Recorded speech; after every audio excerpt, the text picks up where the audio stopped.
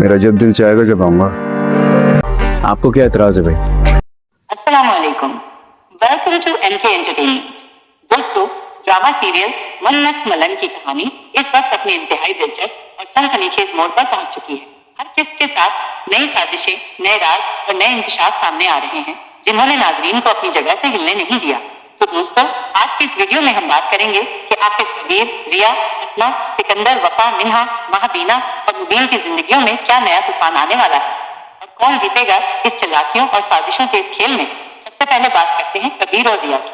कबीर अब अस्मा की चालाकियों को अच्छी तरह पहचान चुका है।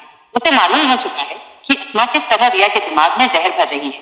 अस्मा ने रिया को यह यकीन दिला दिया है कि कबीर उसके भाई सिकंदर और बहन के साथ जुल्म कर रहा है। इसीलिए रिया अब कबीर से साफ कह देती है कि अगर वो वाकई मुखलिस है तो ये घर सिकंदर के नाम कर दे।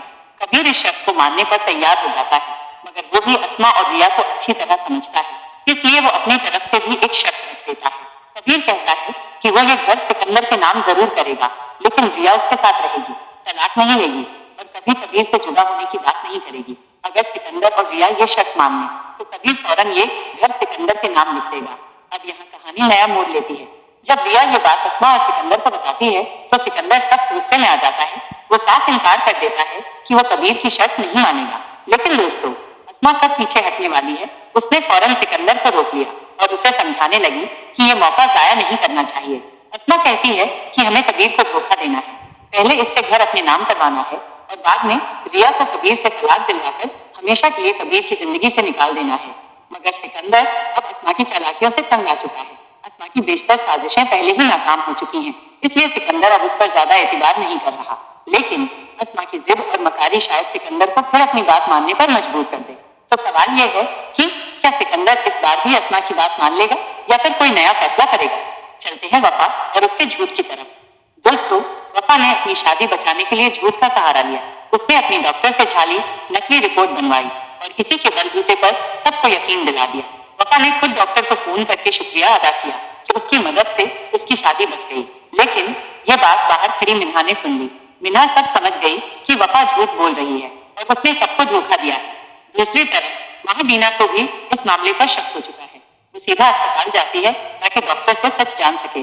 जब वो डॉक्टर से असल हकीकत पूछती है तो अचानक वफा भी अस्पताल पहुंच जाती है। अब ये बात तय है कि महाबीना और मिन्हा दोनों मिलकर वफा के झूठ का पर्दाफाश करेंगी और सारी हकीकत मुबीन के सामने ले आएंगी। लेकिन असल सवाल ये है दोस्तों कि मुबीन सच जानने के बाद क्या करेगा? क्या वो वफा को माफ कर देगा या फिर उसे छोड़ने का फैसला कर लेगा? क्या वफा अपने माफी के लायक समझी जाएगी या उसके झूठ का अंजाम बहुत बुरा होगा?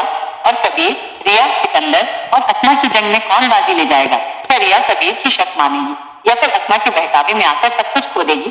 क्या कबीर अपनी होशियारी से अस्मा और सिकंदर को शिकस्त देगा? दोस्तों, ये सब कुछ जानने के लिए हमें अगली किस्त का इंतजार करना होगा। आपकी इस कहानी के बारे में क्या राय है? क्या आपको लगता है कि कबीर जीतेगा या फिर अस्मा की साजिश कामयाब हो जाएगी? नीचे कमेंट करके अपनी राय जरूर बताइएगा।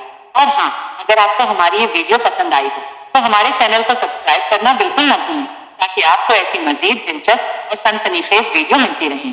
मिलते हैं अगली वीडियो में, तब तक के लिए अल्लाह हाफिज।